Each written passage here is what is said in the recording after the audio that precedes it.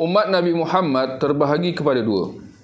Umat yang disampaikan kepadanya dakwah, ummatud da'wah, dan umat yang telah menerima dakwah. Maka ummah ad-da'wah ialah semua manusia dan jin. Semenjak Nabi Muhammad itu ummatud da'wah, umat dakwah.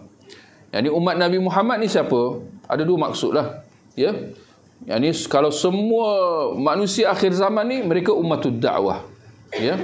Umat yang diwajibkan supaya terima dakwah Nabi sallallahu alaihi wasallam. Berbanding ada jenis umat Nabi yang kedua, ummah al-istijabah. Ialah manusia yang Allah berikan hidayah kepada mereka untuk menerima dakwah Nabi, ya, lalu menjadi Muslim. Yang ini kita semualah. Kita ialah ummatul istijabah, orang-orang Islam lah, ya. Tapi umat akhir zaman ni semua orang, termasuk orang kafir semua, mereka adalah umat Nabi Muhammad juga, umat ad-da'wah tadi, ya.